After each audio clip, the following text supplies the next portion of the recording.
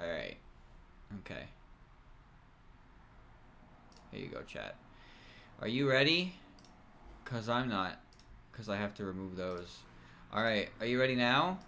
Because I'm not. I have to find my chat. Alright, are you ready? Because I am. Whoa! Whoa! I forgot the volume. It's gotta go down to 40 for this game. It's too loud. 35 is fine. AB! Okay. Alright, I'm ready. 17 stars. Oh, wow, that was quick. Damn, that happened instantly. Alright, cool. Well, my Windows did the thingy, so I can't see you anymore, chat. You're gone. You've disappeared from my sight for the next probably 3 or 4 minutes. So I'm just gonna slowly make my way up to the garden. Maybe I get some old General Todd over here. Yep. Sure would, because if I don't take them now, you're gonna take them from me. You know when you play as Luigi, which, spoiler alert, you can now play as Luigi and all that. Luigi gets like 20 for some reason. Not even sure why. Very generous of her, huh? Alright. I could use the red star, but that'll actually take longer than just using the teleporter. Watch this. Watch this. Oh. Oh.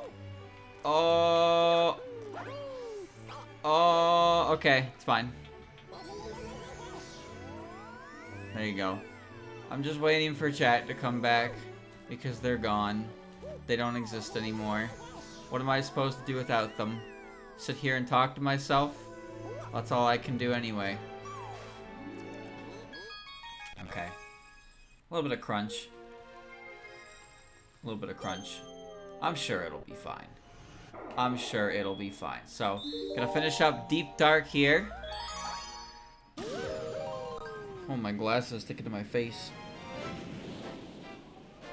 Finish up Deep Dark and just work our way across it. So yeah, chat, I had a rough day. Very busy day. But I'm here now. Like I said, I kept myself occupied by just thinking about what I was gonna do tonight. I'm looking forward to it. I got so many different things I gotta like incorporate on the into the image, and then when I incorporate all that, I have to then, you know, put new stuff in. This place seems nice. It really does. Granted, this last star is kind of cringe. Oh, the music changed though. All right, down we go. I'm sure somebody can explain how Guppy managed to get from the Sea Slide Galaxy to the Deep Dark Galaxy, considering, you know, he's a fish. So, like, how did he travel across space? Did they bring him here? Did he find, like, how is he here? It's the same Guppy, right? It's the same one. See, what, you again? You gotta be kidding me. You want me to run to this lake? You gotta get through all 8 rings. Well, you can have this lake, man. No, you can have this lake. This lake isn't even that great. Let's not worry about those lads. Hello again, chat. You're back.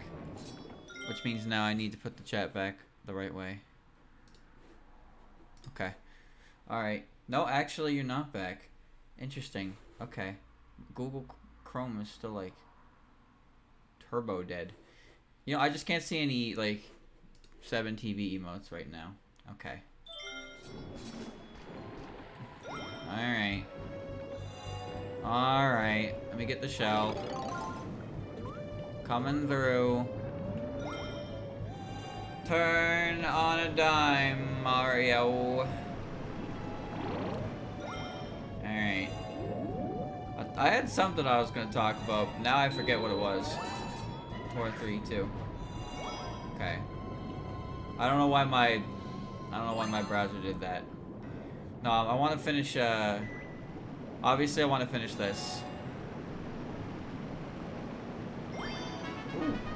I want to finish this, and I'm not going to finish Safidos today, obviously.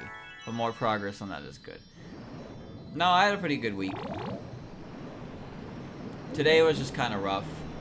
But I did what I needed to do. I finished Chirno, I posted her. This is really good.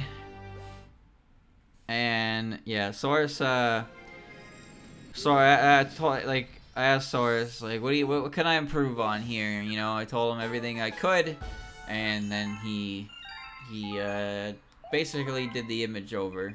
Well, not in the image over, but he applied his criticisms to my image and explained them to me. And I was like, okay, yes, I understand. So that way, like, I can, you know, I can see the thing. And the biggest thing, obviously, was the hands. The hands. Those are really hard to do. Anyone who's ever, like, picked up a pencil before knows that it's quite difficult. Alright, I just have to beat the boss with 1 HP. It's not that difficult. Who's, like, stuck. Okay. Oh, pardon me. But, like, trying to get the hands that I had in the position that I had was really difficult. And neither Ferdy nor Sora's could quite, like, nail how to fix them in the same pose. Because the problem with it is because the majority of the hand is supposed to be behind her, right? Only the fingers should be visible from the camera angle.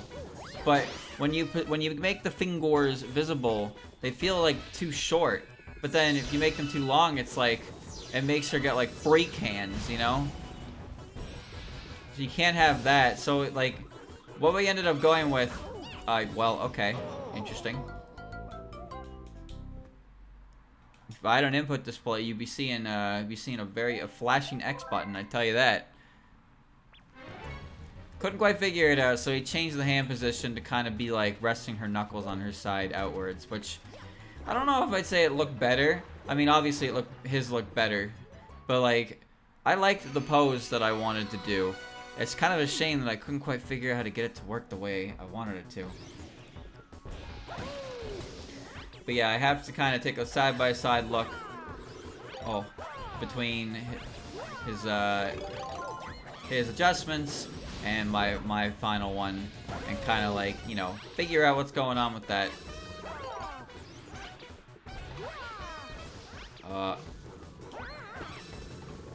Huh?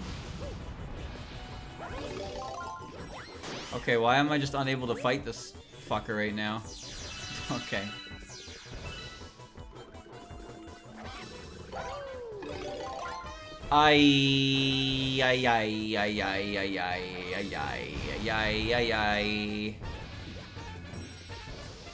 Yeah, throw your goddamn shell.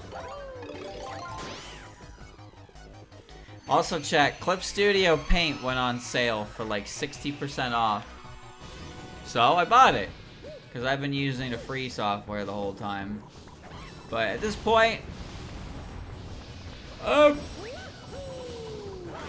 it's probably easier. It's easier and ultimately better to use the same software that they're both using. Because A, it's easier for them to show me things that are relevant to what I need to do when I'm using the same software. And it was only 20 bucks. Die. It was only 20 bucks.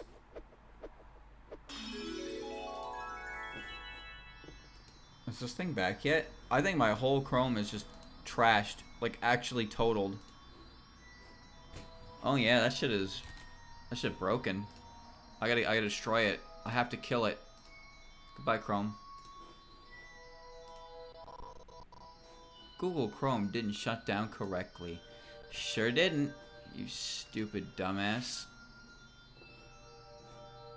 Okay. Now I can see. Now I can see everything. Very good, very good.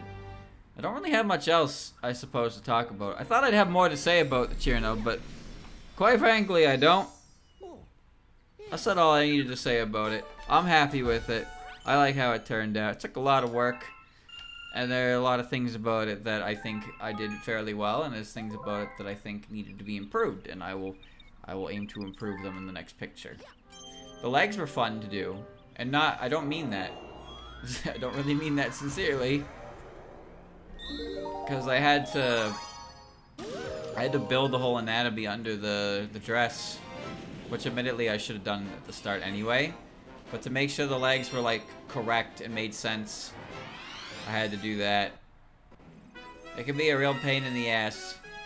It does not take much to accidentally make a limb just like the wrong size. And some limbs are a lot easier to mess up than others. Get me out of here. I think a big one is the neck. That's for sure. The neck is a very easy one to mess up. Cause like, too short and you got Mario RPG. And too long and you got, oh god. Oh god, what do you got? So you gotta get it like just right. And it's like, it's one of those curves that's really hard to get like perfectly. You can't not ground pound. Come on. It's hard to get it like right. There's also a curve like that on the side of the face as well. On the shallower side, I guess. It's like you can see it if you watch anime. A lot. A very specific kind of head style to it. But it's like a very, very, very slight curve to it on the side of the face. So it's not like perfectly straight, but there's enough bend that gives it kind of some, you know, it gives a character. But if you bend it too much, it looks like there's a dent in their head. So those curves are fun because you either get a straight line and it's like a little, it's kind of like stiff, or you get a fucking dent in your head, which is like, at that point, the straight line is the better alternative. It's kind of how it is. Oh, I'm gonna have to wait. That's just how it is. Let me tell you, chat. If you ever like looked at an artist and thought, "Wow, this guy draws a lot of this character and not many other characters. I wonder why he do that. He should draw more characters." Well, this shit takes a lot of time. So, if you want to do art, if you want to do art, I think the last thing on your mind is drawing characters you don't like. And that's definitely not just me. I like Chirno. I wanted to draw Chirno. I like Ruma. Obviously, I wanted to draw Ruma. But if you told me that I had to spend a grand total of like 14 hours to draw like Mamizo, I'd probably tell you to eat a dick. Just plain and simple. I do not want to draw that character. I don't even want to attempt it. And if I were to attempt it, it would take forever. Because there's so many aspects to her design that it's pretty difficult as well. Why draw characters you don't like? How much time do you think art takes to make? That's really what it is. I don't think people understand how much time this shit takes. So when they see someone that's like, oh yeah, why don't you draw this character? Why don't you draw that character? It's like, if you don't like that character, why in God's name would you want to spend that much time on it? Oh, there they are. Don't kill me, bro. Get me out of here. Okay. Characters who aren't very popular and have complex designs are, like, I get it now, you know? I get why some characters are less popular than others. And I think a big part of it does come from the complexity of their design, making people not really want to try and draw them. Mario, can you do a side hop, please, buddy? Mario, can you do a side hop? You know what? Fine, we'll do it the legit way. I gotta go find a bomb. I think Iku is probably... Iku might be the worst for it. Because Iku's design is just frill hell. What is going on here? What is going on here? What is going on here? How is this possible? Hit it! Brother! Hit it! What? How do you do that? Iku already has some difficulty standing out because she's kind of a weird inclusion in the game, just the kind of the way she was included. But at the same time, her design is so fucking frilly. Her design is so frilly that like it's just hard to draw. So unless you're like an Iku super fan, you're not really gonna sit there and spend the time on her. You know? That's not something you just do unless you really like her. So there are a few characters that definitely suffer from that for sure. Overly, oh, okay. That was cool, Mario. I wouldn't say overly complex designs, mind you, but just difficult designs to do because there's just so much going on. Characters with frills are a big one. Hina, I think, could be a big one, but Hina's still pretty goddamn popular, despite that. I think Jun is also similar as well. Jun has a lot of aspects to her character going on, so she's kind of annoying. So unless you really like her, it's like, why bother? Why bother with it? Also, no other Touhou character has drills, so like, if you learn how to draw drills, you cannot apply that information to like any other character in the series. None of them. It only works for one of them. Oh yeah, Luna, right. Forgot about Luna. Nobody draws Luna either. Nobody draws Luna either. Luna's got more drills, actually. She's got like 4 small ones.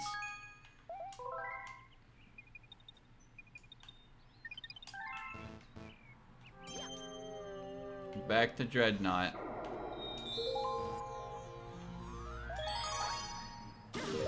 More people do draw Luna than Jun, I know. Still not a lot.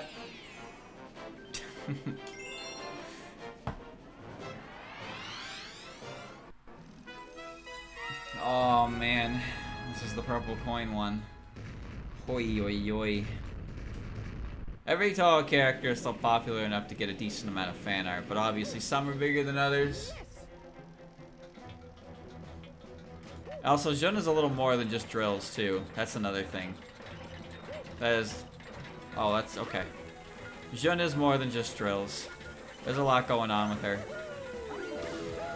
Her coat looks like a bitch. Straight up. Like, it actually looks like a bitch to do. I kind of understand why Mizusova, like, most of the majority of his Jun art, she's not wearing her coat. Or her hat, for that matter. So, like, I get it. I understand. There's a lot going on there. That complexity of design... Nice. The complexity of design is also kind of why I didn't want to do mailing next, because the way I've been doing it, you know, Ruma, Chirno, Daiose was an option for sure. But like mailing would be next, but mailing's got a lot more to her than Chirno and Rumia do. Her outfit is quite unique, and her hairstyle is not as simple as Chirno or Rumia's, because Chirno and Rumia's hair is just, you know, very basic short hair. A very basic accessory. Sakuya's got a lot of frills, but she's also insanely popular. So, you know, she's also a maid. Specialist frills. So sunglasses aren't that hard to do, because sunglasses are just 2 circles and lines connecting, and then, you know, you put a shade in them. That's not too bad. At least I hope it's not that bad, but It probably will be. I spent quite a while on the triangles on Chirno's dress because I couldn't get them right immediately. It took some time, it did.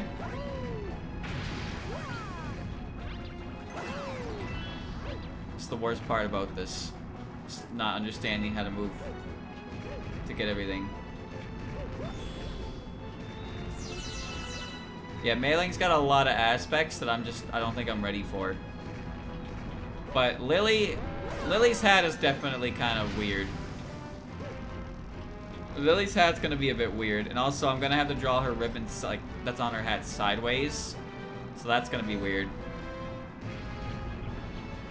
But she's not more complicated than Meiling would be. I like Meiling, so I would not mind attempting at some point to draw her, but not right now. Obviously, there are characters I want to draw more than others. Oh, yep. 'Cause I can't figure out how to walk on this platform.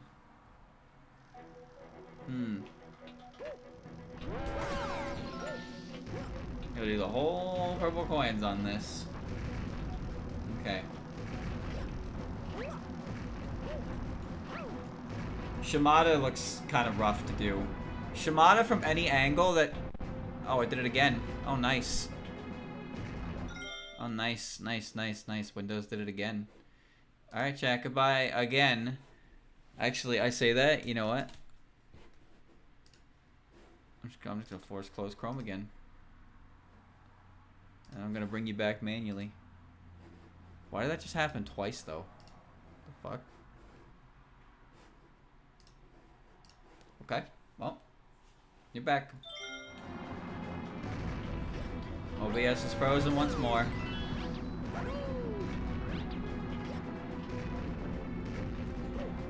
There's definitely, like, the thing is, I don't know how many different characters I'd want to draw. There's definitely a few that I probably, like, would want to attempt, I guess, maybe, but I wouldn't really be lining up to attempt it, I suppose. Like, pretty much everyone in the EOSD cast, I wouldn't mind taking a crack at. For PCB, I don't really have any desire to draw, Letty. I don't have any desire to draw Letty. So, if I was to not draw any character from that game, it'd probably be her. From Perishable Night, no, there's not really any character in there I would want to attempt. I like them all enough. For Touhou 9, probably Medicine. I probably wouldn't really bother with Medicine. The real, like, lower end characters for me, I just don't know. I wouldn't really want to bother with them. For Mountain of Faith, Kaneko. Kaneko. I don't think I'd want to draw Kaneko at all. But all the others I would have no issue with. For SA, probably Parsi. Not really a Parsi fan. Honestly, I wouldn't really want to draw Koishi that much either. I don't know. I'm not like a Koishi fan.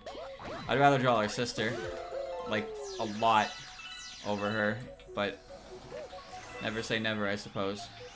For 12, I don't really have any problem with any of the characters from 12. I think the least likely one, though, would probably be Ichiden. Probably be Ichiden, but all the other ones are fine. For 10 Desires, Sega. Definitely Sega. I would not want to draw Sega at all. I don't like Sega.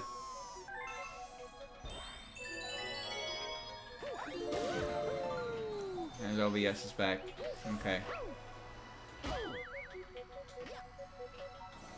Depends how, like, thick you make the sleeves. I don't know how thick I'd make them. For 14, I don't have much I don't have much care for Ben, Yatsuhashi, or Seija. I probably wouldn't bother with them. For Touhou 16, I would never draw Mai and Satono. So I probably wouldn't mess with Okina very much either. I would never draw Nemuno. Eternity, probably not. I like On, but On's hair looks like a nightmare. And Narumi, I like Narumi. Yeah, do it again. Do it again, one more time. Yeah! Pierced. I don't know. Sukuna would be normal size unless somebody else or something else is in the image, so it'd have to provide a sense of scale, right? Otherwise, it doesn't matter what size I really make her. As long as she's anatomically correct, right? Alright, I'm just gonna grab the mushroom, because clearly I can't be trusted to not do that. For Touhou 17, probably Ebisu. Just not really a huge fan of her. Probably never draw Urumi. I don't like Urumi's outfit. So, you know. And then for 18, probably Shimada, but not because I don't like Shimada. Not because I don't like Shimada. It's more so just that her outfit is, like, ridiculous. And there's no real way of knowing what's going on back there without, like, an actual official profile. Oh, I wouldn't draw Misamaru or Sanyo, actually. I have zero interest in either of those characters. So, that wouldn't happen. Go, go, go! Well, Shimada's just rainbow colored. The issue is figuring out how the pattern on her dress works from alternate views, right? Because you only see the front view.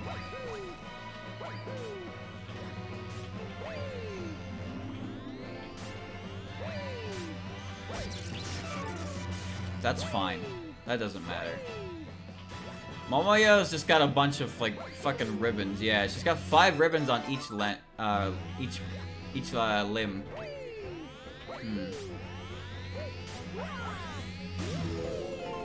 Shimada's a character I like enough to at least try, for sure, but not for a while. And the fighting game characters, obviously, despite Jun's complexity, I'd like to do her. I like Tenshi, I like Suika, obviously. I like Iku, but Iku, I don't think I like Iku enough to sit through Frill Hell. So, we'll see about that, I guess. There's probably no way I draw Sumireko. Because why would I draw Sumireko? Alright, I forgot to include Mamizo. I forgot to include Mamizo in the list of I'm not drawing that. And obviously the Watatskis. I have no desire to draw either of those two.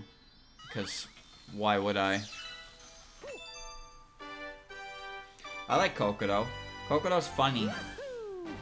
I have to draw Kokoro at some point, because that's the artist litmus test, you know? You gotta see how much you reveal through the dress. It's the test. Sometimes people draw it so it reveals so much, it's barely even considered a dress anymore. Sometimes people draw it, but they shade the entire thing in. They shade the entire thing in, so you can't see anything through it. Takes all kinds. No, revealing everything is just taking the whole thing off. It's how much you know, it's how much you reveal through it. There's a range, you know? There's a range to it. From nothing to, like, you're not even wearing anything anymore. Level of, you know what I mean, chat. You've been on the internet. You've been on the internet. You don't need me.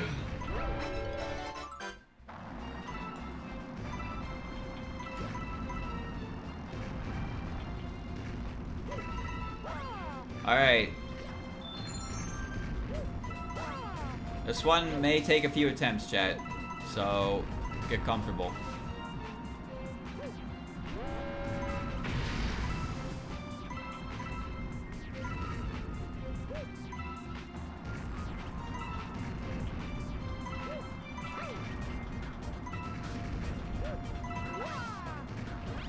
Gotta focus up.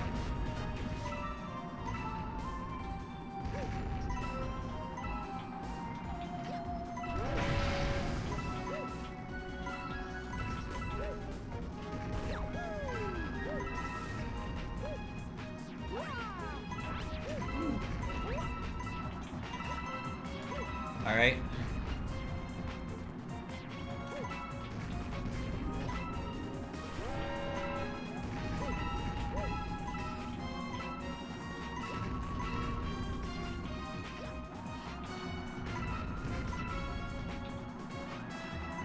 You know, it's interesting, chat. Despite going through that little list I just did, there's actually a lot of characters in there that I didn't really just vehemently refuse. That would be a whole new way to lose that.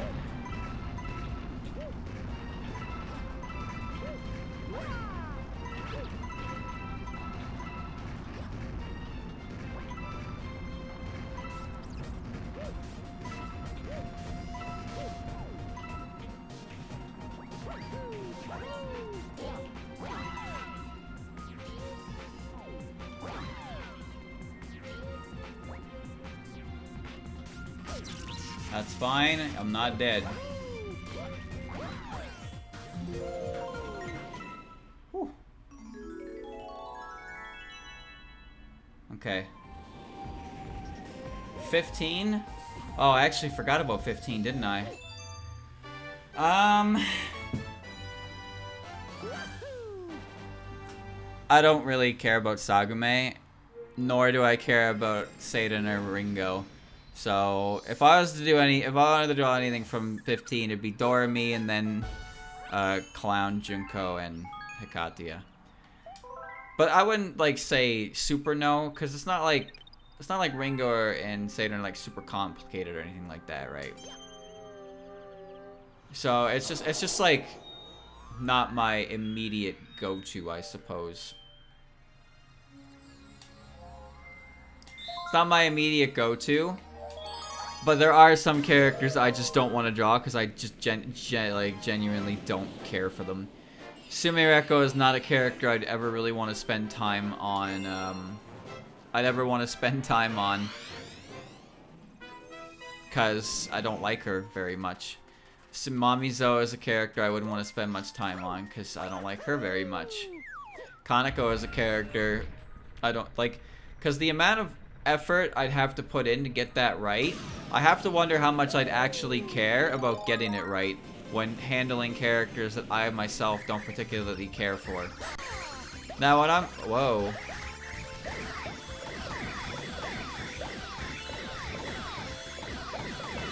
Wow. Got the boot. I didn't mean to kick it that far, dude. Okay.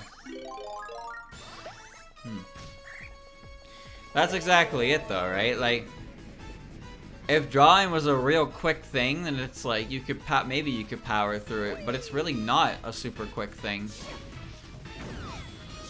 There's a lot that you gotta do to get it right.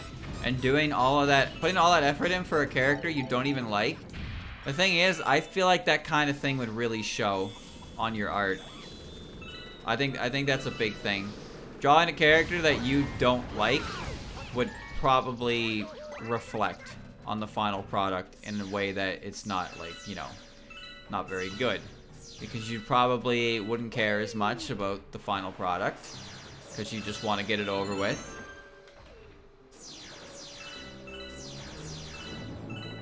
It's just, you know, why even bother spending the time on that at that point when you could be spending so much more time on someone you do want to draw.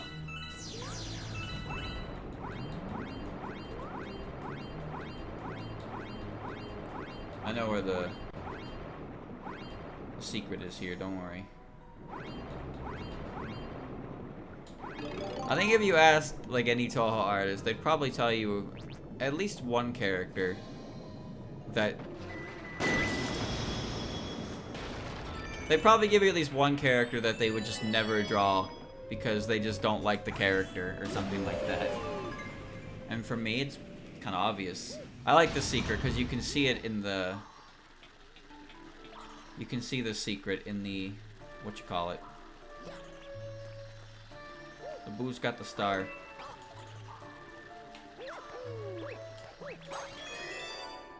You gotta hit this thing.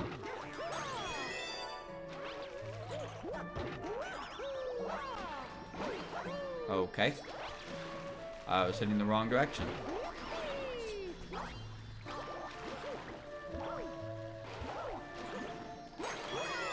There we go. Oh god! Natural light! That's good. Destroyed by the French fry urchin.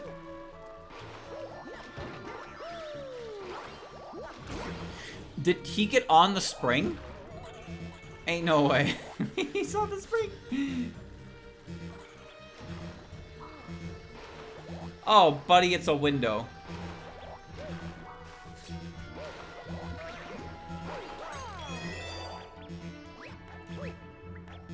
Get off of this. Okay.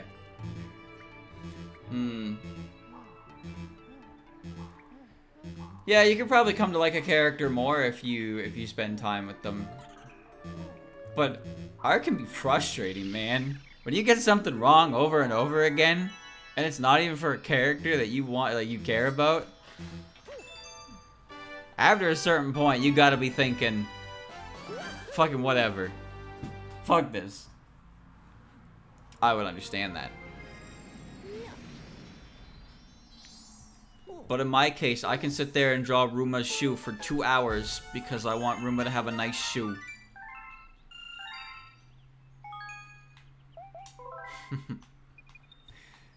She deserves them nice Tims.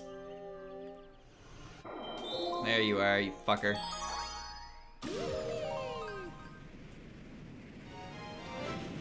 But do you think I care if Sumireko's got drip? Sumireko can wear a garbage bag for all I care. Her drip means nothing to me. Ruma though? I ain't sending her out without her looking fly. Come on now. What do you think I am? A monster? I gotta get her the Supreme jacket. The freshest Uggs.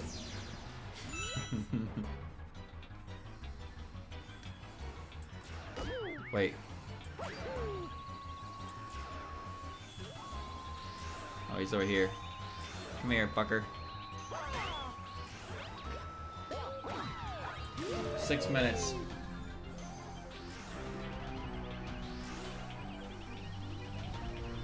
Come on, boy. The other one. Forgot this was a speedy comment. Got him. Open up. Yeah, I've come to really appreciate a lot of aspects to art that, you know, you kind of just learn about, I guess. You learn about these varying aspects by doing it yourself, and you learn that, you know, as expected, it's not easy, it's not a quick process, there's a lot of things that can go wrong in there all the goddamn time. So sometimes people don't want to finish a piece because they just can't seem to get it right. They don't want to mess with it anymore, so they move on. Or maybe they're working on a character, they were just, you know, they didn't really like the character, so they moved on. There's all kinds of reasons. But I'm starting to really appreciate the amount of effort that people put into any real work that they go for. Why am I like this? I was so ready to wait that whole way, and then as soon as... You know what? It's fine. Let's just not worry about it.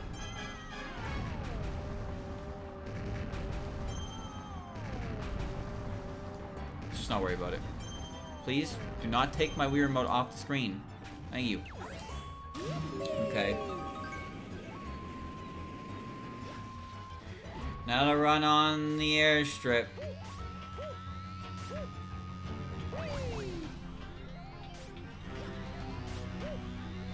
But the thing about art chat is that it is pretty fun, even though it can be quite frustrating. It feels really nice when you finally, you know, when you're finally finished and you look at the You look at the final product and you just think, damn, I did that.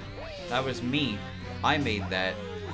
However, there's another aspect to it that I do find kind of funny, and that's, it is so easy to notice your own mistakes. But, like, most of the mistakes you notice are things that no human being is going to see unless they, like, literally take a magnifying glass to your image and look for them. But because I can see them, I think everybody else can see them. I think they're obvious. So I have to fix them. And Ferdy's been trying to beat that out of me for a while now.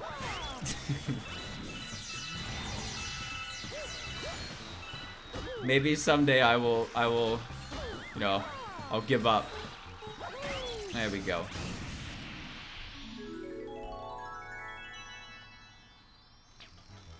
There we go. Yeah, it feels good when you get it right. It does. But the thing is, when you see a finished piece, chat, you're not seeing all the work that goes into it. You're not seeing the hours of progress. And if you are, it's a speed drawing, which is sped up for your convenience. But you're not seeing the absolute pain that is the process that leads to the final product.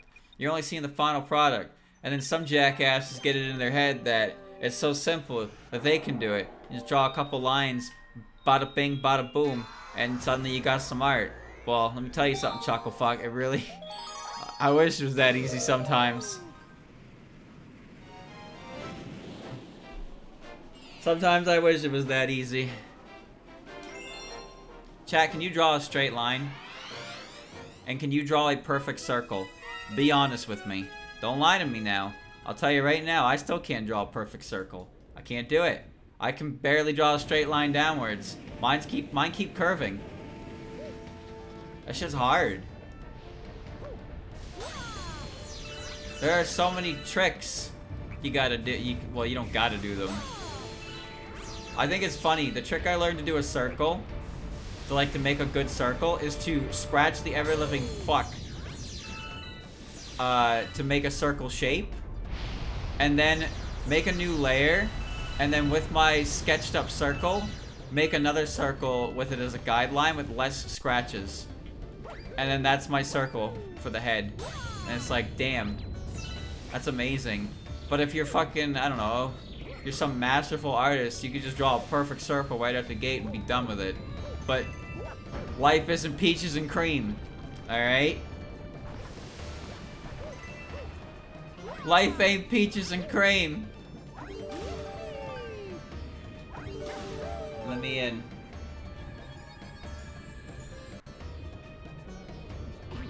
I'm in.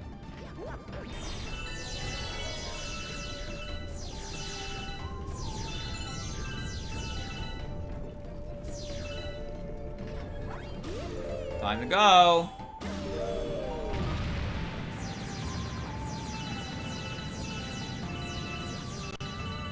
Good. What you looking for, buddy? You want 80? Well, hot damn. Here you go, buddy.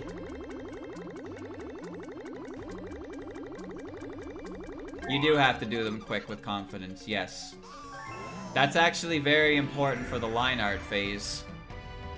Because when line arting, you want your lines to be... You want to do it in as few lines as possible, right? So you need to have good, confident strokes. But you can get scratchy for the sketch, because the sketch is supposed to give you the general outline. And then, you know, you can line art it to make it proper. But it's hard. There's a lot of, like the few times I've done line arting now, I've messed with the zoom tool, the pan tool, the rotation tool. By the way, chat, because I'm left-handed, I draw curves better in one direction than the other. So I literally mirror my entire canvas, so I can make a curve as consistent in the direction that works better for my offhand with my good hand. It's a good trick. It's a very good trick. It's all about how much room you have on the pad. I'm better at horizontal lines. Like, I'm actually pretty good at those. I can do a horizontal line pretty well.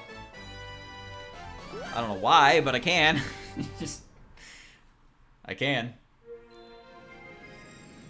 How many star bits do I have right now? I need 1,200 by finishing all this. Oh, I have enough. Okay, good. Okay. Yeah, you need to have confident strokes. It's true. It's because when you're doing lines, like I said, for line art, if you need to do a big line, you need to make sure that line is good, consistent the whole way through, right? The goal of line art is to use as little lines as possible.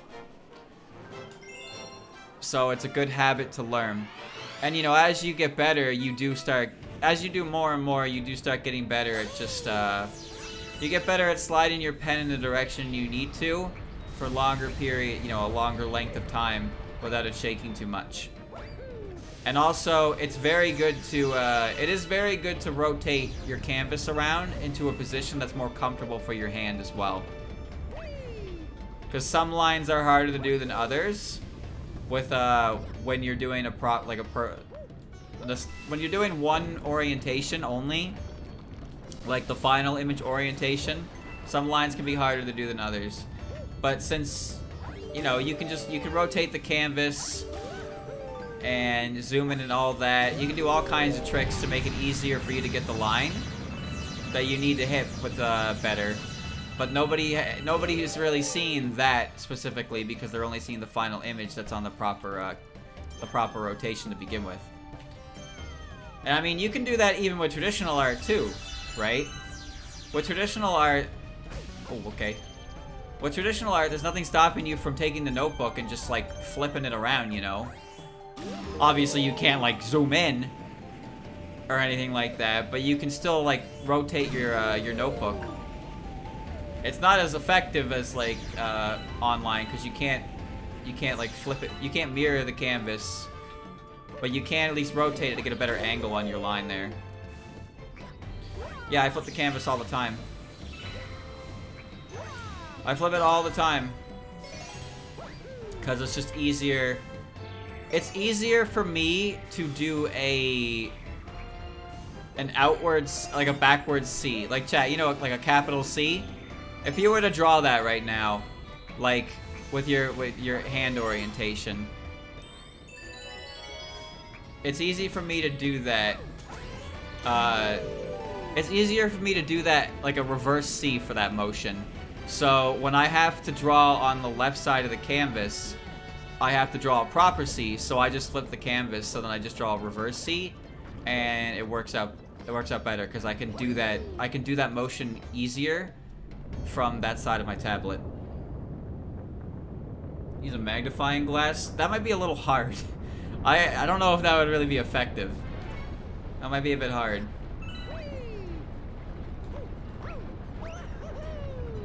There's a lot of cool tricks, though. There's a lot of really cool tricks. Especially with coloring and whatnot as well. It's kind of neat. Learn something new every time.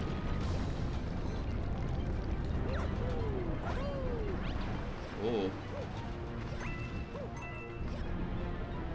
Alright, well this is good practice for the big comet. I only got hit once.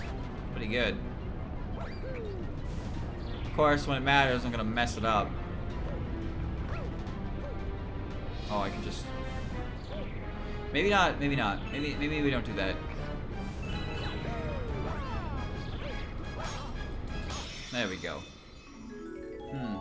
Curves, do you go downward, up, flick your hand away from your body, or upward, down, towards your body?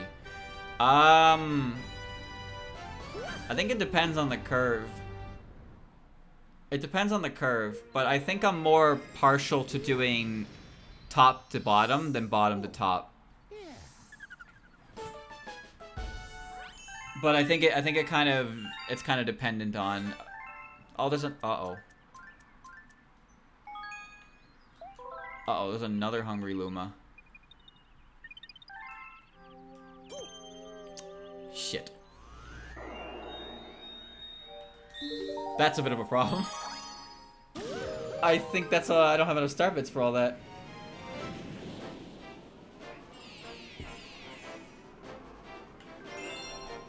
Maybe we're not doing 100%. We're doing 99%. Oh, the ball. 99% because I can't afford that Luma without, like, grinding star bits. I don't really want to do that. He wants 1,400. And I only have 1,200 right now. Yeah. Oh, it just means I can't play as Luigi.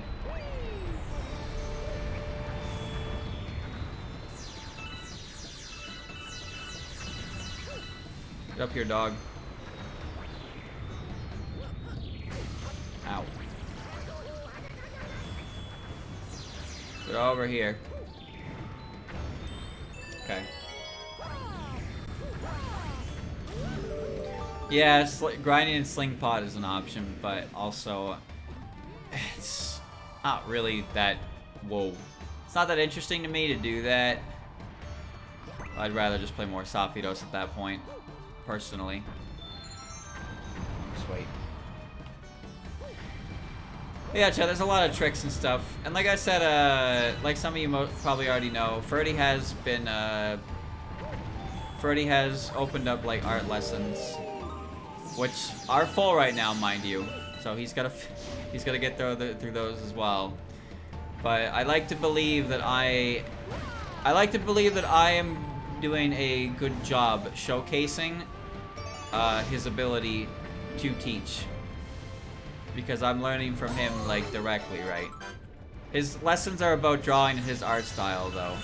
That's the thing. He's not given, like, full-on, like, beginner lessons, necessarily. Though I don't really know what his lesson entails for what he's offering. But he can definitely teach. And I think I am proof of that. I am choosing to believe, anyway. It's a lot more practical having someone show you than it is to watch, like, videos. That's for sure.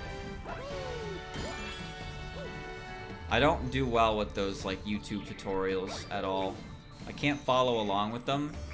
And I can't, you know, you can't, like, ask questions. That's a big thing with that one. You can't, like, ask questions if you don't get it. And so when I don't get it, it's just frustrating because it's like I have no idea what I'm supposed to do to fix it. Because it's a video I'm watching, it's not an actual human being. Well, I mean, it is a human being, but you know what I mean. So I don't really jive with those kinds of tutorials, like, at all.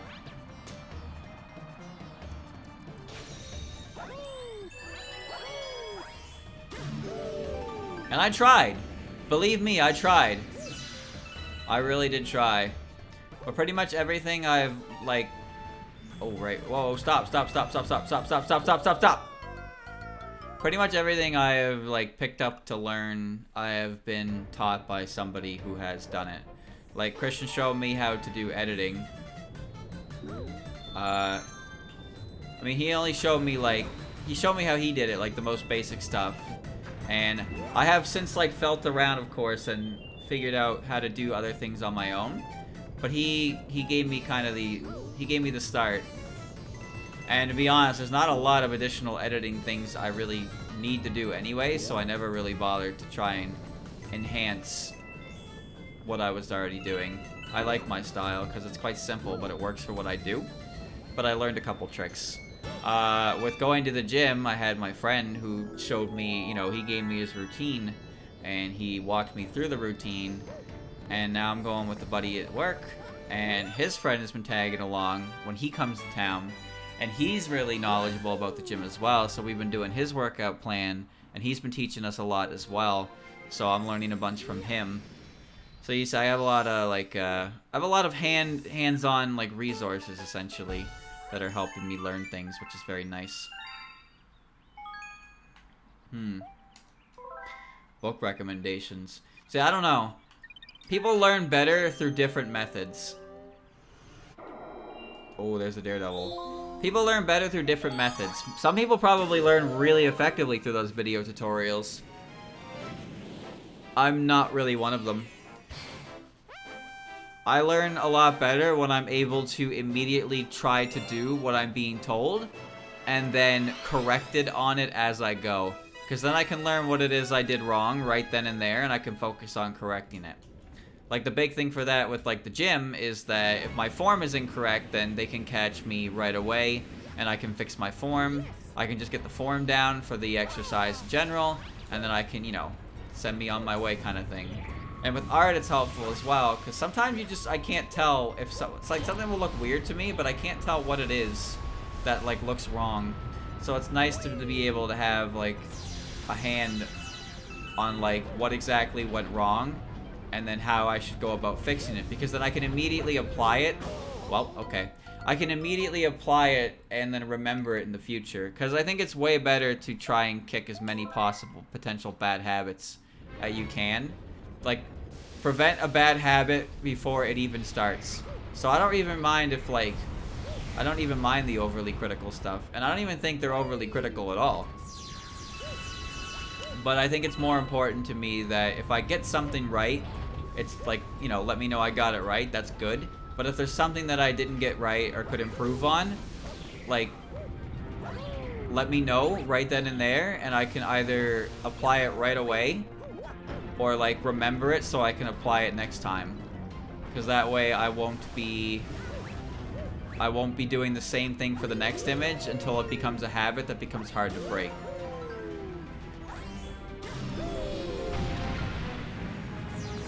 Some people learn, you know what it is, chat? Some people learn better with positive reinforcement, and some people learn better when they're motivated by spite.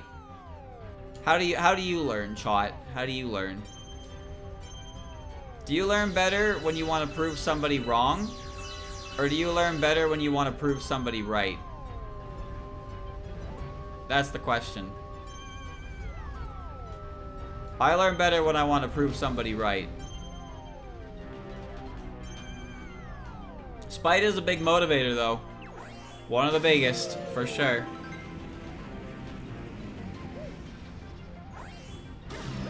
Living up to someone's expectations and positive reinforcement is a good feeling. But also, you know, if you told me that your motivation for improving was to, you know, get everybody who told you couldn't do it to shut the fuck up, I'd be like, you know, that's pretty based. I would say that's fairly based behavior.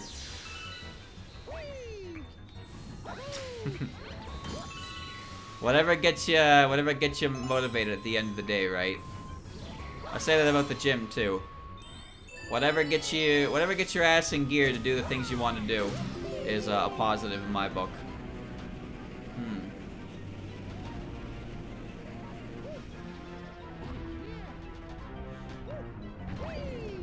Oh no! Okay.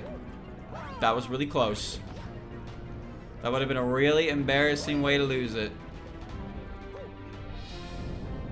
There we go.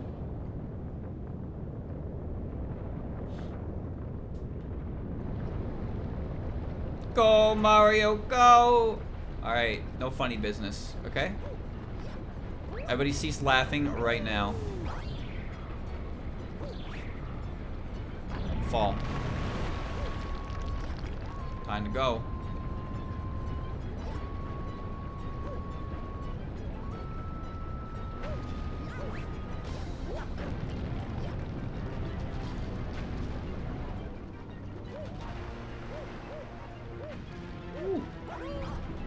Alright.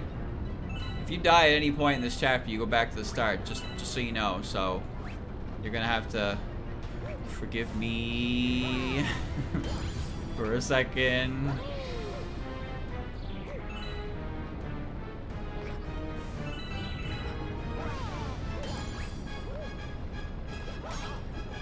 There you go.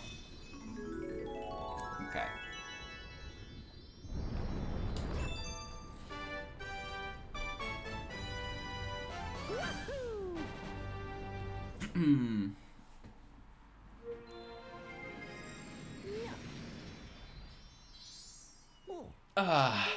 Now the thing is, Chad, even though I say like, you know, learning better with positive reinforcement, it's good.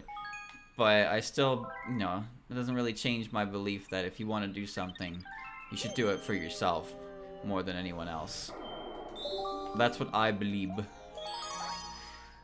That's what I believe. But it's nice to have like-minded individuals who are willing to lend a hand for somebody who is eager to learn and is interested in their passion, right? People can be really nice when they want to be. Humans aren't so bad. The world is a place worth living.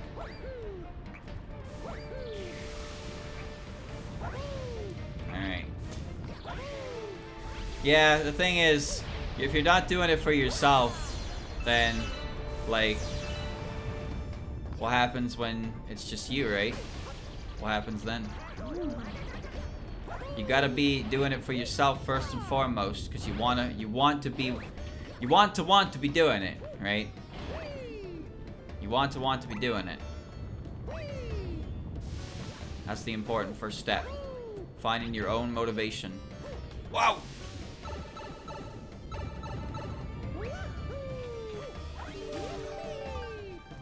I like the way this place looks.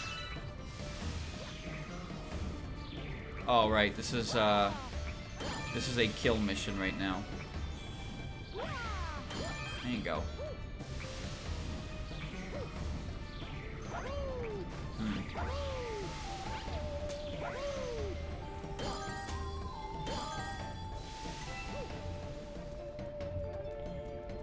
Where? There. Don't do it. Man, was that boring or what? Okay.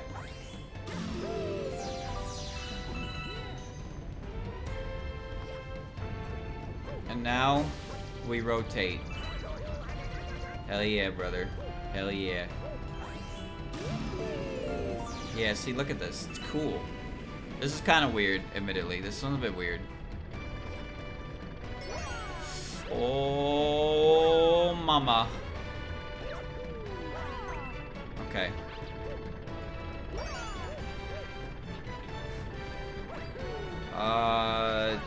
Yes. Okay. Alright, good. That's about it for me, though, chat. You know, just updating you on my life, I suppose. Because you are watching me stream. So I'm sure somebody at least is a little interested in what I do in my spare time. That said, I need to find some time for the next video. I really do. But oh, I'm just not sure. Not sure when. I got the weekend coming up.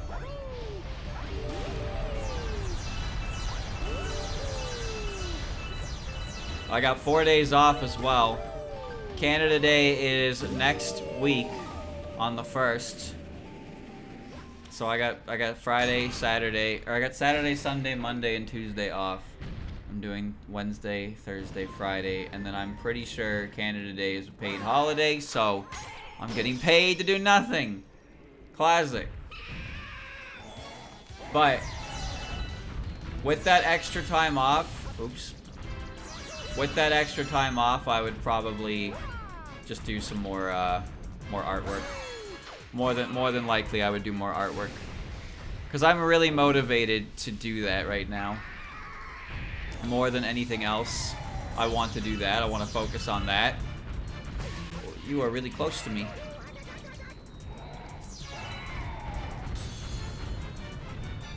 Oi. It's surprising how difficult this boss is when you set him on fire. Ow.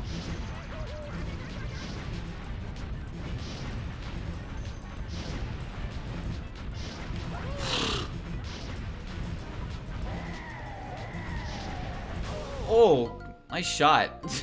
Okay. Nice shot indeed. Oh.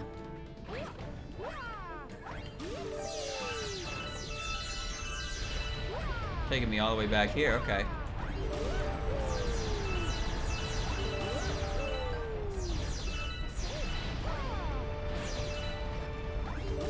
Back in we go. Oh, okay, chat. So, I want to talk about Pikmin a little bit as well, because apparently, they actually, like, the HD versions of Pikmin 1 and 2 actually have been changed a little bit for the Switch releases. They weren't like they weren't just like a one-to-one thing. And, oh wow. One thing I saw for Pikmin 1 is that they changed like the graphics for the lifting, like the Pikmin lifting parts, to better match, you know, to match like how it was in later games. And I'm pretty sure they changed all the brand stuff. Because Pikmin 2 has a bunch of treasures. Pikmin 2 has a bunch of treasures that are just brand items.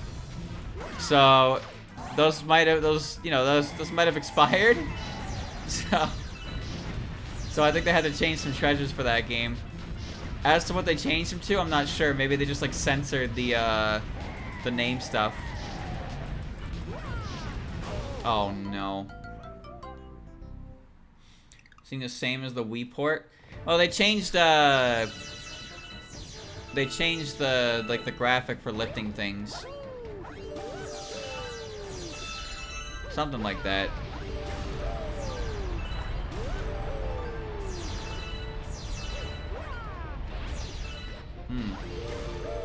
They changed the texture for the Duracell battery. What does it look like now? No, they didn't change the way lifting works. They just made it so, like, you know, the graphic that shows you the number of Pikmin you need and the number of Pikmin on it. I'm pretty sure they just kind of fixed it so it matches up with how Pikmin 2 and like Pikmin 3 display it. Texture changes are about what I expected, yeah. But also they've completely like rebranded. Well, they're not rebranded, mind you. They adjusted the Pikmin logo too. Pikmin 1 and 2 have new logos, and Pikmin 3, I guess, is getting it's getting like a new release on the Switch. Or, not a new release, sorry, but like, new cases of it are gonna feature the updated logo. Like, Pikmin 3 is gonna have an updated logo that better matches it all. That's kinda neat. Well, that was lucky.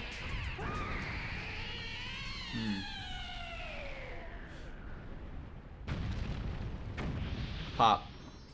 Pikmin 1's still a fine game to pick up and play. It's a good-ass game. The randomizer's a lot of fun, too, if you're into that.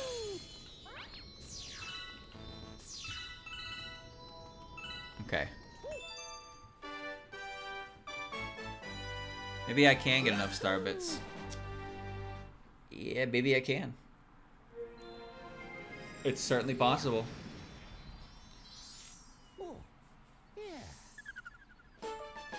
116. I need 1,600 total, or 2,600, because I need 1,200 and 1,400. I actually think I can get this, chat, without much hassle, so.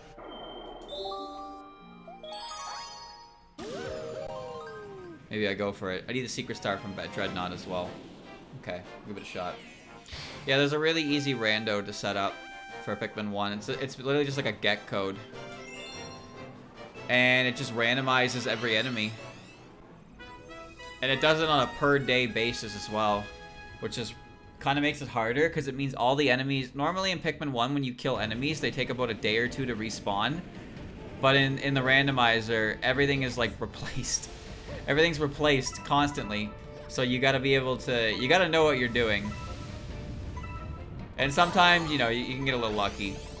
Like, one day BD Longlegs in the Twilight, in like the Forest Navel. In one day, that could be a prog. And if you haven't knocked the wall down yet, then you don't have to worry about it. You don't have to worry about it at all. But you could also go in there another day, and it's like fucking like a Mamuta or something instead of Longlegs.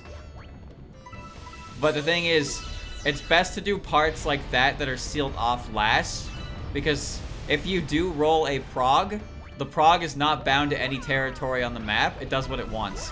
So, if the boss enemy is rolled into a prog, it's a problem. Proglum. Because when I did the Forest of Hope, you know how there's 3 burrowing snagrits? There's 3 burrowing snagrits at in a certain part of the map. All 3 of those are rolled into a new boss.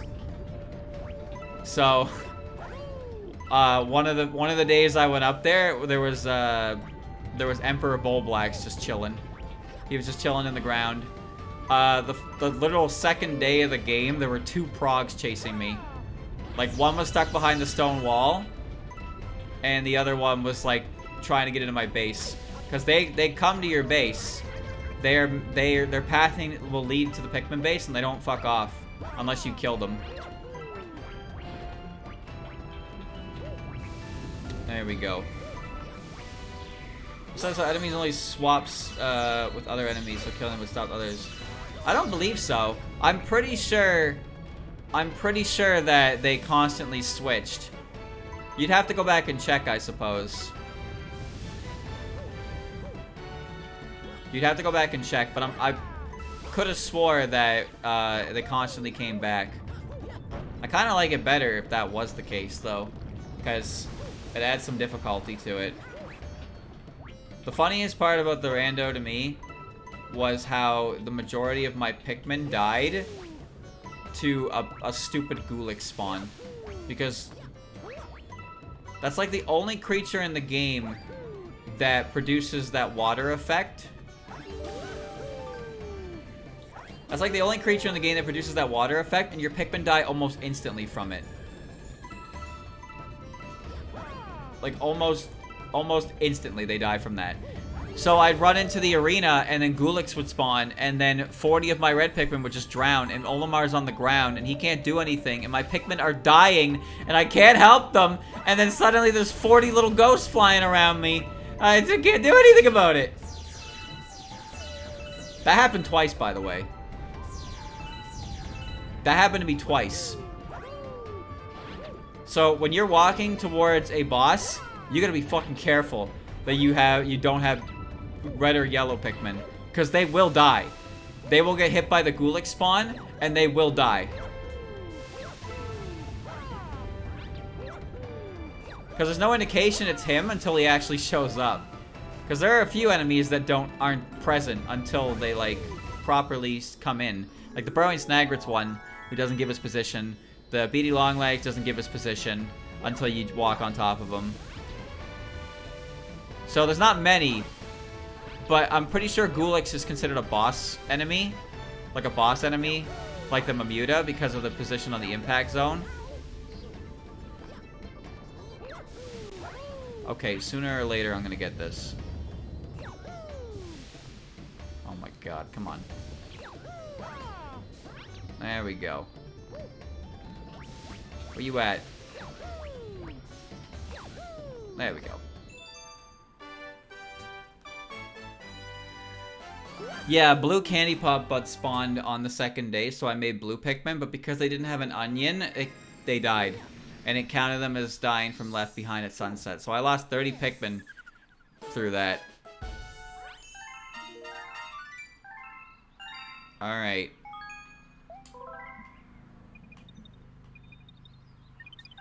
I will get the last bit of the Starbits chat, because there's not that many left I need. There's not that much left. So I'll just go to Sling Pod and do a little bit of grinding. Alright.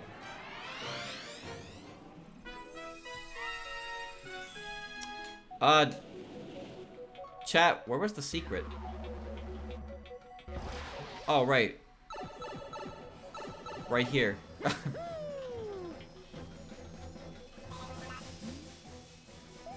Yep. I forgot it was like right there. Remember, you just gotta throw the bombs on the gold spots and you're good.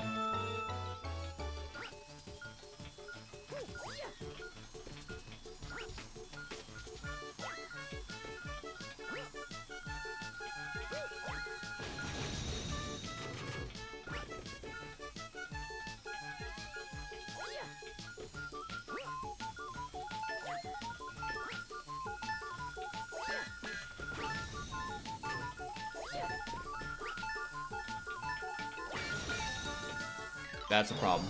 I missed. You gotta do it faster. Why do I have to do it faster? Why do you replace the trash anyway? This is such a stupid thing. Gee, thanks. Yeah, you sound so grateful. There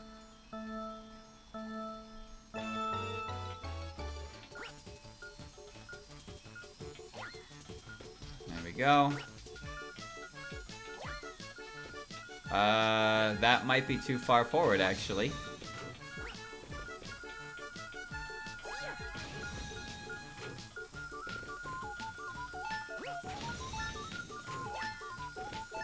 I don't think this bomb's gonna explode in time.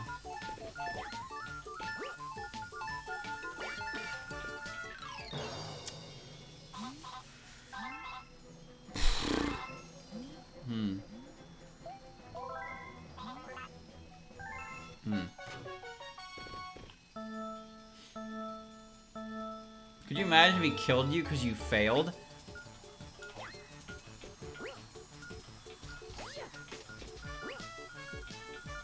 Let's get the close ones first. Those are some damn good throws.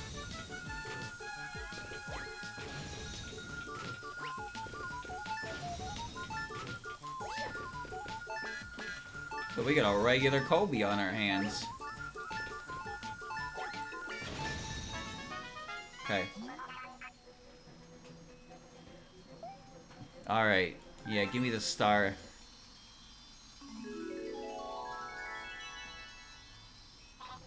You blew that trash to bits. Chat, remind me. Did Piantissimo kill you when you lost the race against him? Or did he just tell you to try again? I can't remember.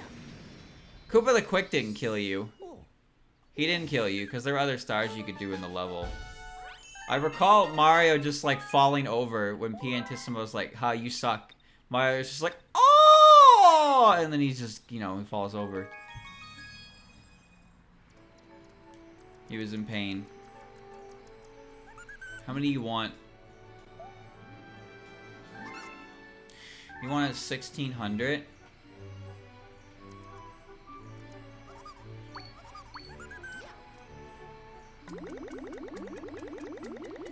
Never mind, that was more than I thought.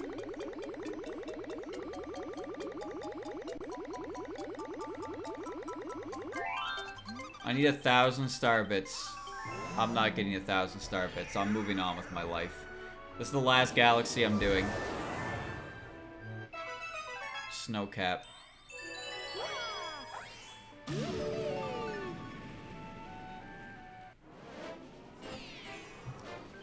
Star bunnies in the snow.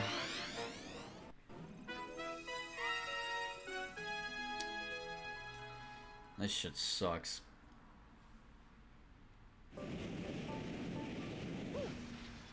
Yes. What is even the point of this planet?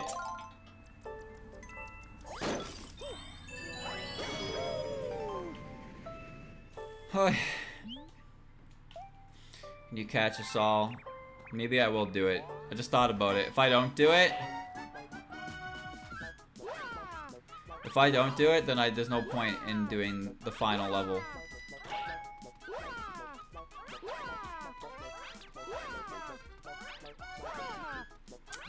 What a pain in the ass.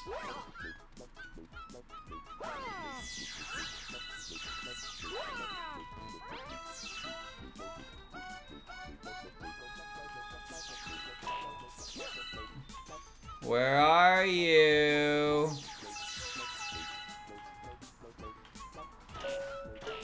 Oh. Move the snow, please.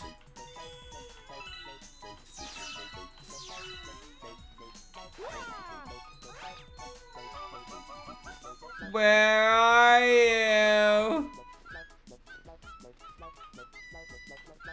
Huh?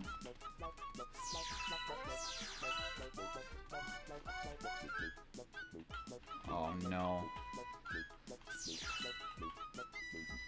Oh. That's great. Where's the switch? Oh wait. It's up here.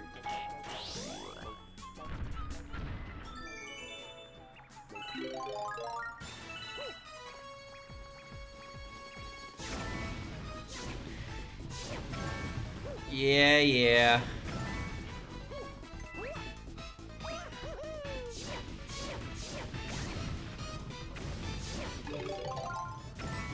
Okay. Where's the last one? It's in one of those snow nubs. You gotta chase him in that little hole. Alright, rabbit. Get moving. Alright. That's one. This is still possible. It's just improbable.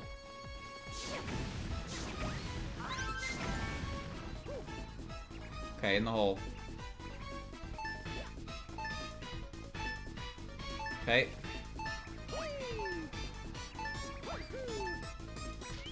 Wow.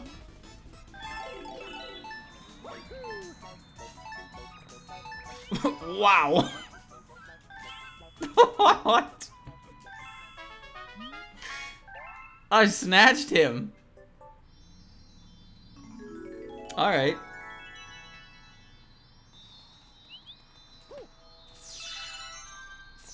Hold on. I've decided.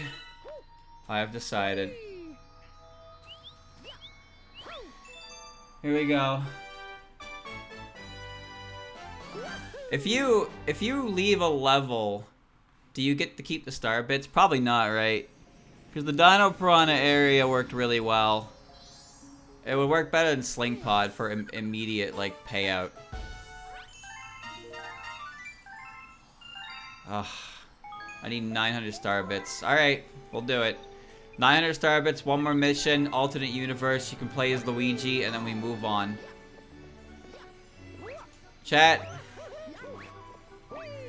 Just so you know, you do need max star bits. You need max star bits for Mario Galaxy 2 to get the perfect run. I don't know an effective way to grind for that in that game,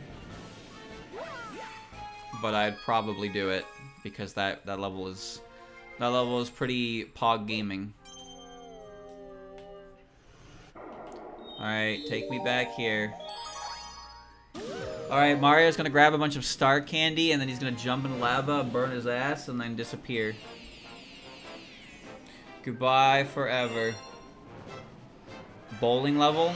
Which one? There's a few bowling levels. Okay. So it's the last area. I can get a lot of star bits there. Let's just go fast.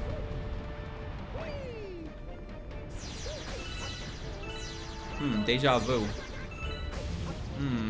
Deja vu. Don't worry, I got it under control. I got it all under control, don't even worry. Whoosh.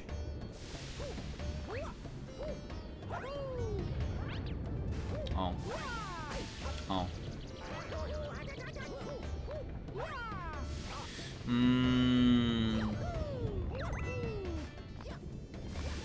Alright. I didn't know that when I first played that game. The toad, like, gives you a hint, though. The sleeping toad. And by hint, I mean he just mumbles about star bits. In the final, like, level. Oh, right. Kill.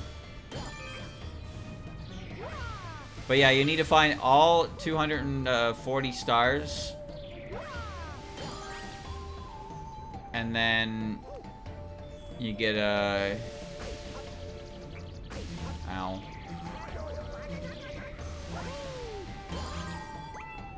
And then you max out the bank with star bits, and then you can now play the entire last level on 1 HP. And it's pretty fun, actually. There's actually like not very many changes. There's like one slight change at the start of it. It doesn't really do that much, but it's cool that it even changed. For the most part, the problem with the level comes from the last section. Accidentally getting hit by a hammer, bro. Sucks a lot. There's a lot of stress that comes from that level, especially when you reach that point.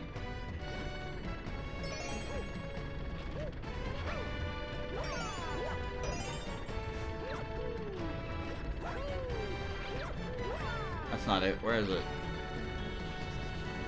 There it is. Done. Okay. Well, you need, you also need, you need that stuff. You need star bits for hungry Lumas as well. So you had to, like, have them on hand for that, but then you needed to max the bank. You actually get something in this game for maxing it out as well. All the coconuts in the game turn into watermelon. That's literally it. That's it. The texture changes on the coconuts to make them watermelons. Alright, chat. I need 900 of these things.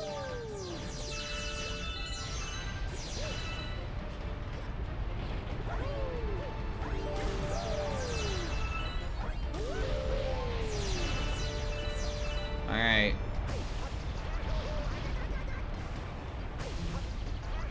Perish me. Mario gets a one guy every 50 star biddies.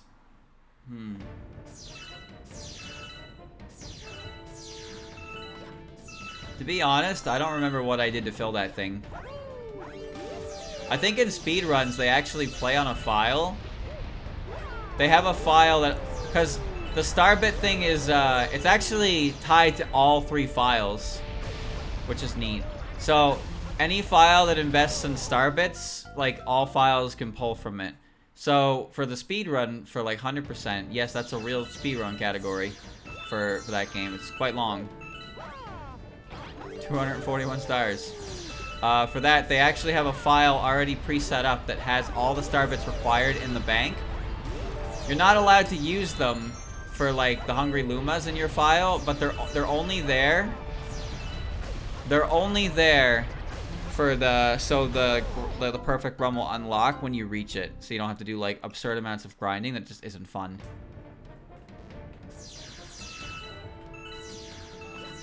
Like, imagine doing what I'm doing right now to get 999 star bits in a speed run. You know what you do in a speed run, chat? In a speed run, you go very fast. You don't have time to sit there and grind star biddies. That's why you get the bare minimum required for hungry Lumas for secret stars. Yes.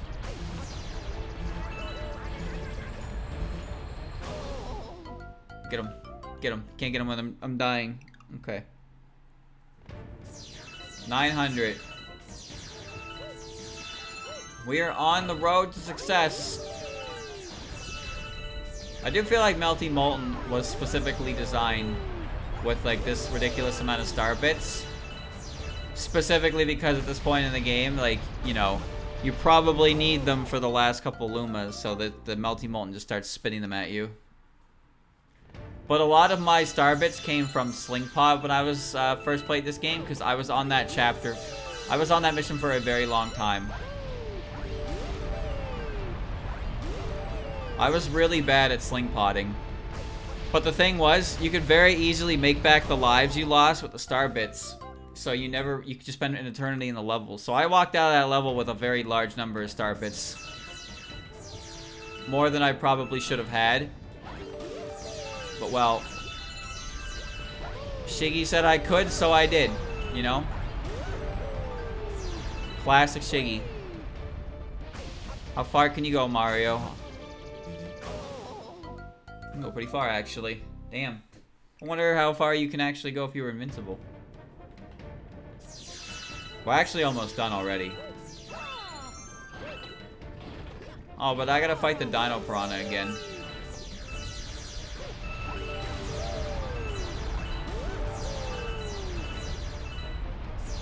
Alright, perish time. 696. Personally, chat, I'm pretty excited to run back into Aku's basement and beat up some red skeletons. By the way, I did do a little bit of grinding. And I got a couple perceives with Aya. So I perceived the big snake. I perceived the Yukari King. I got the dragon scale drop. I perceived the dragon, and I got stomp on Satori. But oh, I also got a couple Millennium Mushrooms from Flares. So I did a little bit. Not too much, mind you. Just a little bit.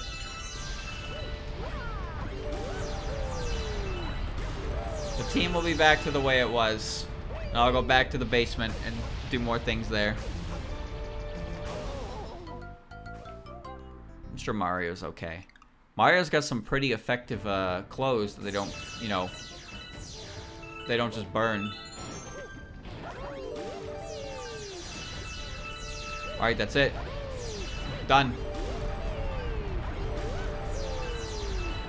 It's over.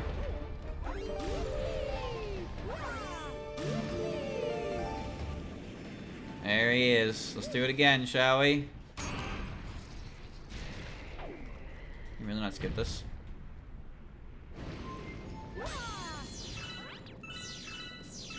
Ow.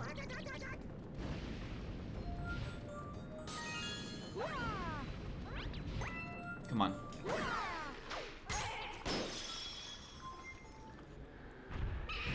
This guy looks pretty cool.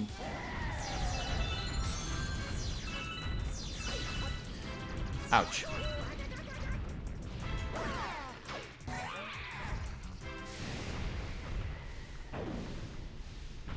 There's all kinds of piranha plant hybrids that exist. Speaking of chat, fucking PD Piranha. I just remembered, PD Piranha is gonna be a DLC character in the new wave of Mario Kart DLC. Same with Wiggles. And I didn't even know Kamek was from Mario Kart Tour. I had no idea about that one. But fucking Wiggler, dude. We were just talking about PD Piranha too, about how he popped up in Sunshine and he just became like, he just kind of became a a character who showed up in a lot of different Mario things, like Strikers Charged, and Double Dash, and in Brawl. Like he had tons of appearances, and now he's coming back. He was in Sluggers. Wasn't K. Rool in Sluggers as well?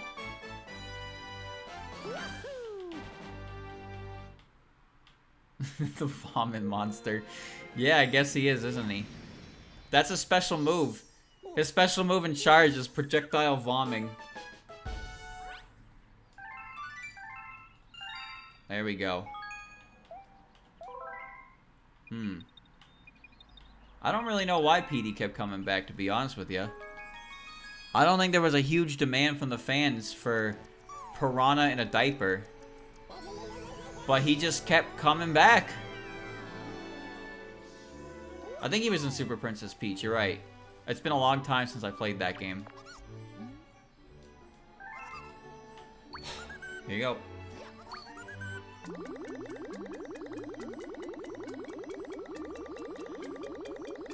Hold on, chat. I got a bug in my throat.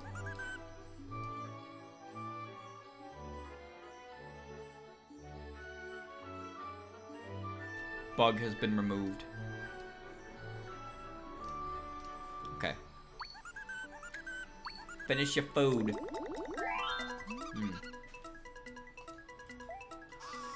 PD does limbo and shit when he in charge. It's a really strange personality they gave him. Boo's Boneyard. Oh right, I forgot. I forgot this was a star in this game. The Boo race.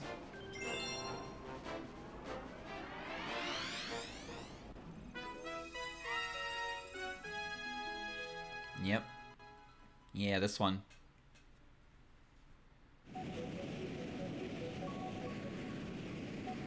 Yep, the entire galaxy. Look at this. Just a skull. It's one single skull. The spirits of the damned are floating around. They're even down here riding the walls. Freaky shit, man. Freaky shit. I think the Boo Mushroom's my favorite power from this level, but you don't get to use it in this game, but you don't get to use it very much. So you're after it too, you have to race me for it. Okay.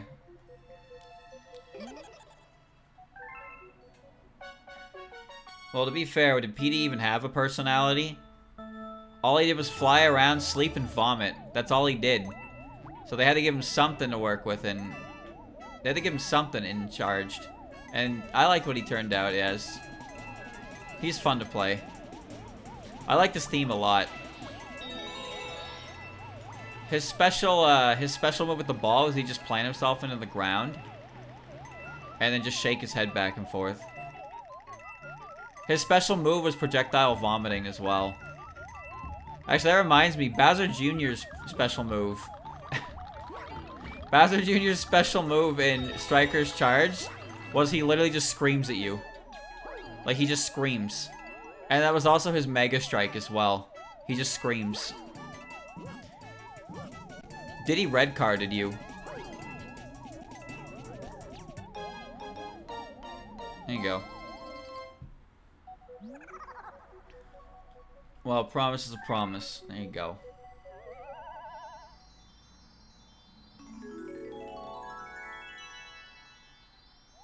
I feel like,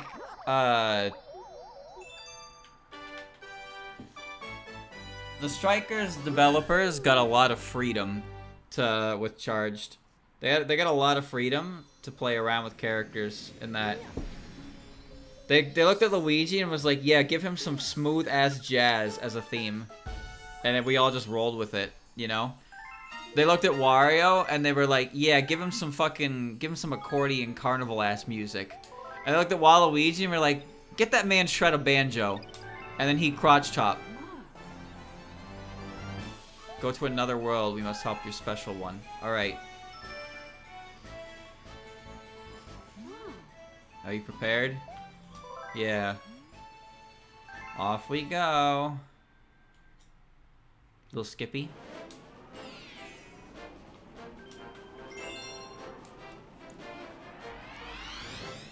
Whew. I do want to play that game on stream, chat. I do want to play that game on stream. Because I played the original Strikers, and the original Strikers is a fine game, but it's not nearly as ridiculous as Charged. But Charged, if you've never seen it, honestly, it's a game that I think is worth playing. If the only Mario Strikers game you played was the new one on Switch, I'm sorry. I'm actually sorry. Because that game just does not have... That game just doesn't have the same sauce. Striker's Charge is like the best Mario sports game made. I stand by that. Mario's had a lot of pretty good sports games over the years. But Striker's Charge is the best one. How bad was it? It wasn't really that it was bad, mind you. But I kind of feel like... a lot of the soul, I guess, was missing from it. You don't have sidekicks anymore. It's just a bunch of team captains. I can't even remember, like, how the mechanics in the game worked either. I just don't remember anything really sticking out to me as interesting. And apparently not to many other people, because people stopped playing it pretty fast.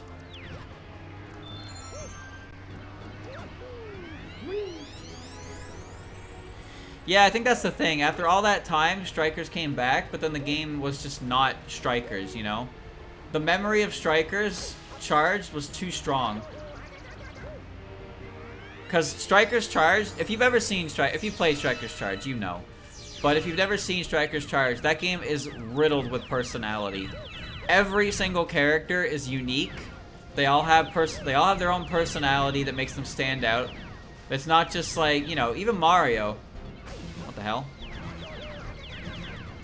Mario's still pretty simple for sure, but like everybody's got a personality to them, and they have their own themes. Even the sidekicks all have their own personalities and stuff, which make them very interesting. And they all have different techniques they can do to like cheat goals. Boo is an omega cheater because his special ability was he could go invisible for like a little bit. He could go invisible for a little bit and then like go through things. And if you time it just right, you can actually go through the goalie. You can straight up go through the goalie with that move. And when you do it, it's hilarious.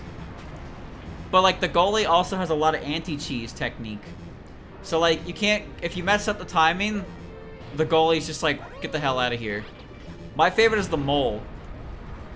I don't like using the mole. like Monty, I don't like using him. But his special shot is he digs through the ground. And if he's close enough to the goalie when he does it, he overpowers the goalie and gets like basically an automatic goal. But if he's too far away, the goalie will literally reach into the ground, pull him out of the ground, and tell him to fuck off. Like, your goalies are built different.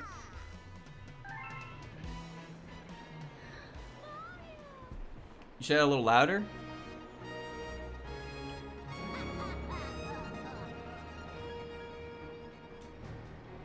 Shy Guy, oh my god, it's so funny. Shy Guy's special shot was he just gets on a bullet bill and he crashes into the goalie. It's honestly not that good because there's no guarantee that you get a shot from it. Birdo's is cheap as fuck because Birdo shoots an egg and the egg will break if it hits anything, but if it hits the goalie, it buries him and just guarantees a goal. It's dumb. Dumb. Hammer Bro also like guarantees a goal because he buries the goalie with his hammers. Like some characters have really dumb ways to score goals. If you let them have enough charge.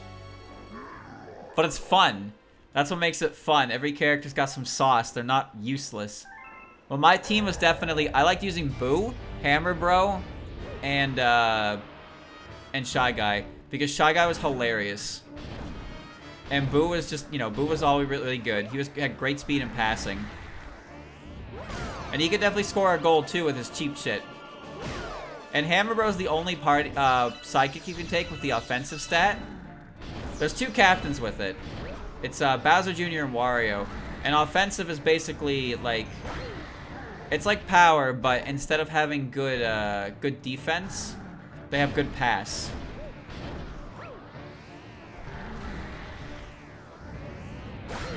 Kind of goober in this. I don't remember what Mario did.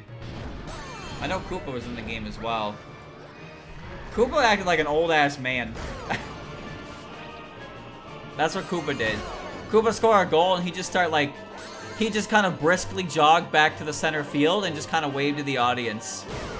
Meanwhile, Hammer Bro is like, yo! And he fucking like jumps and does like a slide on his back.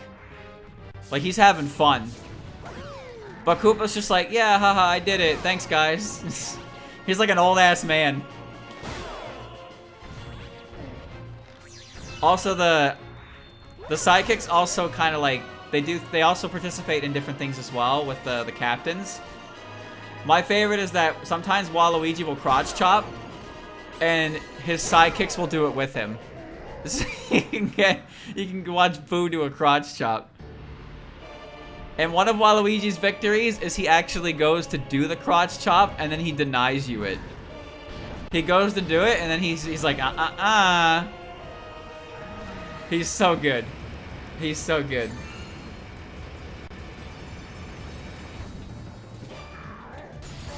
There he goes. Bowser's theme slaps really hard for how easy the fight is. You'll see it, chat. I will find a time to play that for sure. I will find a time to play that and set it up for sure, because that game is definitely something you gotta see to believe. And just talking about it has made me a little nostalgic for it, because it's been a long time since I played it.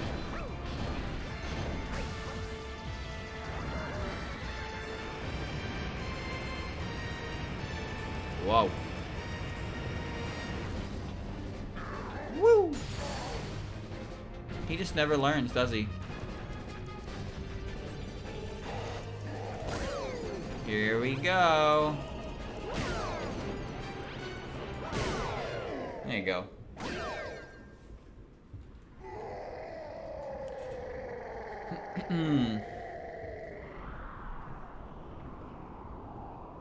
Waluigi's great. He does banjo music, crotch chopping. One of his... Every character also has like an angry... Every character, team captain has like an angry or a sad response to their opponent scoring as well. Some of them are amazing. When Waluigi gets angry, the camera's on him and he's walking away. And he turns around and he fucking belts the camera. My favorite sad one is Wario's, because Wario just takes a bomb-bomb. He lights it.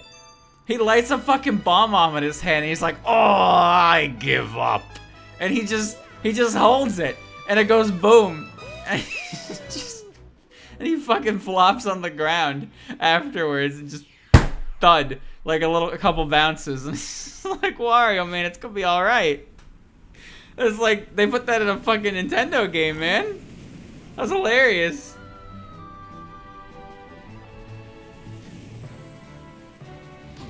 PD's, no, that's not the other team. That's his team. The sidekicks on their team get treated like shit. One of my favorites for Waluigi is when he's gloating. So he runs up with the ball and picks it up, and he's like, he picks it up, he's like, want the ball? Here! And he like dunks it into the sidekick's head, and he just starts fucking dancing. That is such a Waluigi thing to do.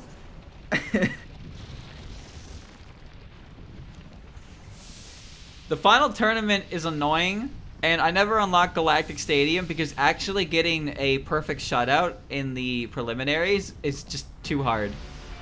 You need to get the milestone trophies to unlock the bonus stadium, but the bonus stadium for that one wasn't even that great. There's no special attribute to it. It's just in space. Wario slow-mo. Yeah, that one was really good. Ho, ho, ho, ho. Wario.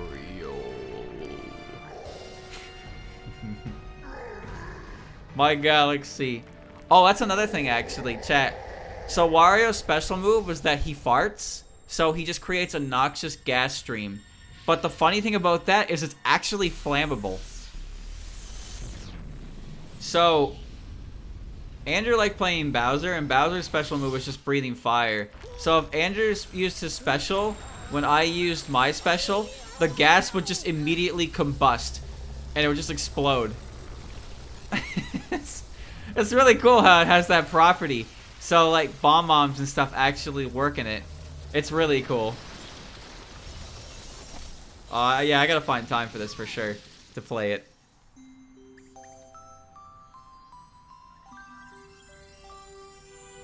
Oh.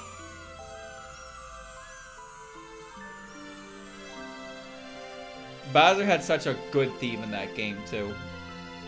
Every character had a good theme.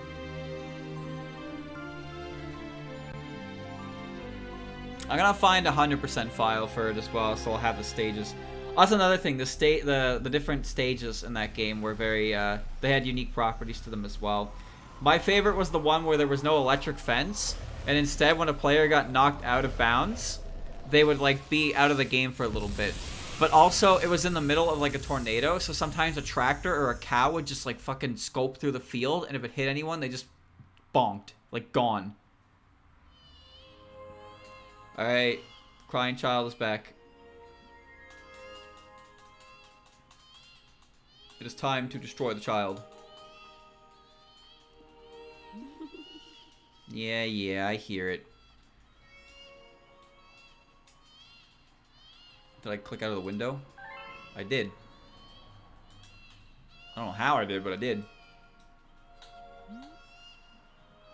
Kind of interesting that Bowser wasn't a playable character in the first one. He was just like this annoying ass hazard. Super annoying ass hazard. You just drop in and go apeshit.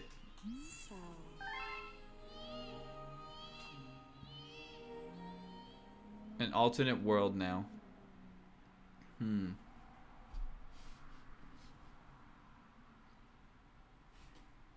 Welcome. Welcome, new galaxy.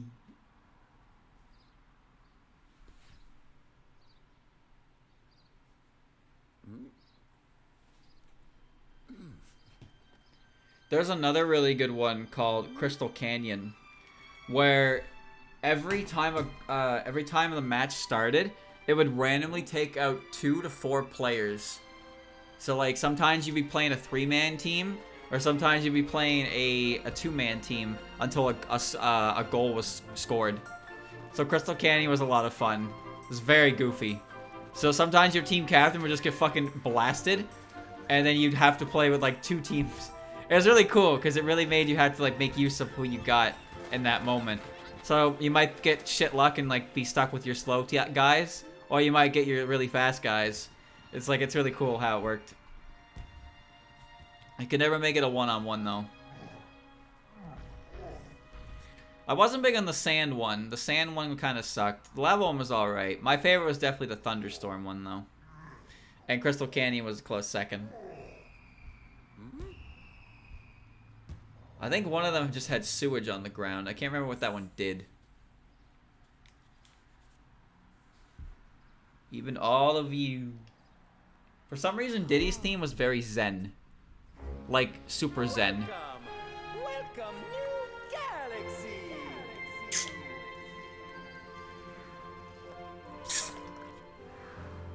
I can't remember Bowser Jr.'s theme. Or Peach or Daisy's theme. Or Yoshi's theme. Yeah, his Mega Striker shot, he crosses his legs, and he puts his, like, hands together. And he just, like, you know, just fucking fires the ball. Shy Guy's theme had police sirens in it. Alright. And yeah, Petey did Limbo. Petey did Limbo, and it was great. His headgear just covered the entire top half of his head. People had to be ready for that.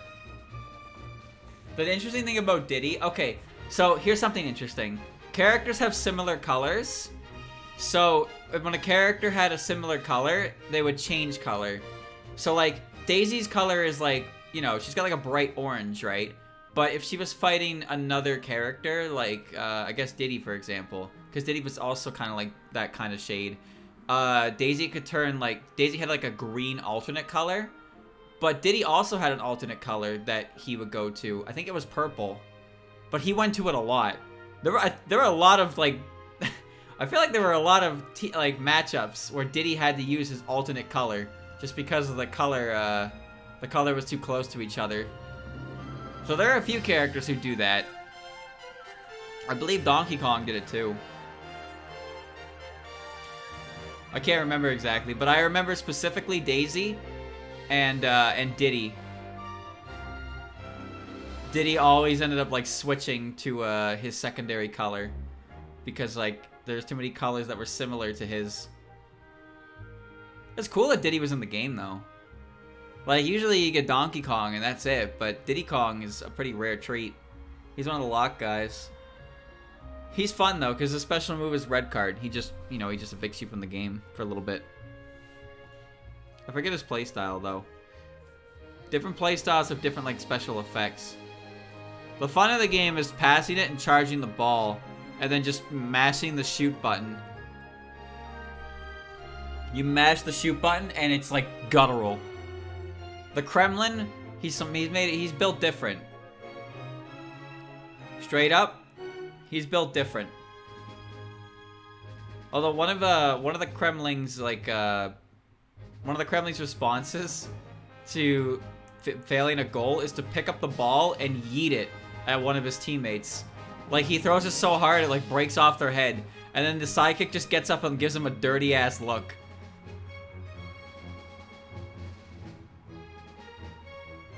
It's either Kremlin or Kremling. Either way, you know what I mean.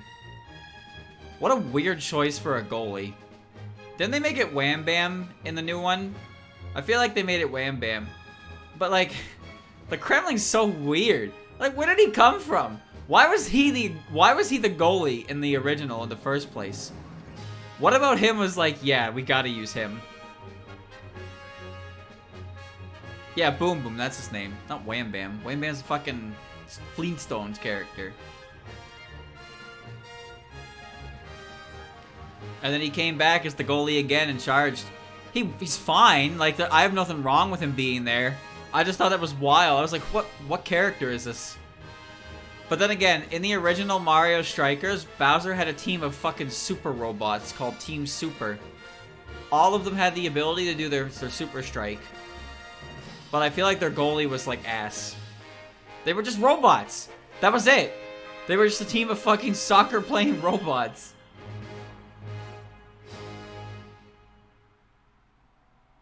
Thank you so much for playing my game.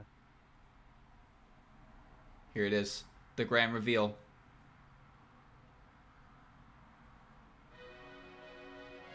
Oh, right, the bonus cutscene for 100%.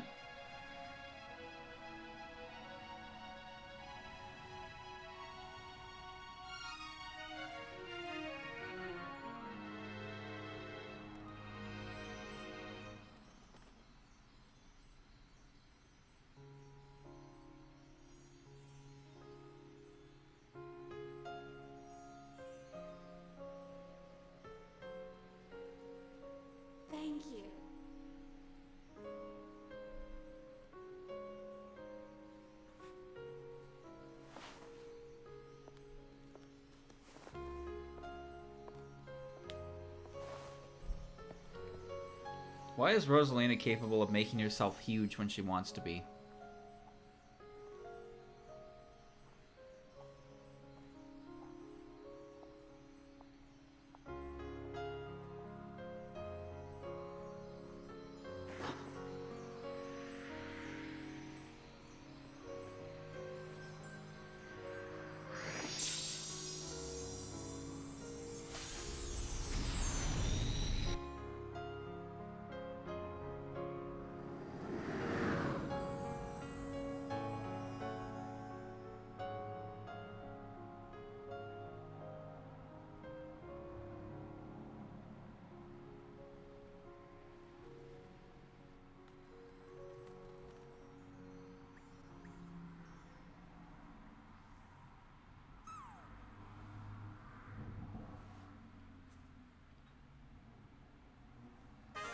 Super Luigi Galaxy. Yes. Yes. Yes. The real hero. That's it. Alright. Time for one more round. Luigi. Mario. Luigi. Mario. Luigi. Now you can play the entire game again, but as the green guy. There's no other change. That's it. Not even Luigi in the Ghastly Galaxy changes. I mean, his text does a little bit. But, yeah, it's the same game, but with Luigi's properties. It's something. It's something, I guess.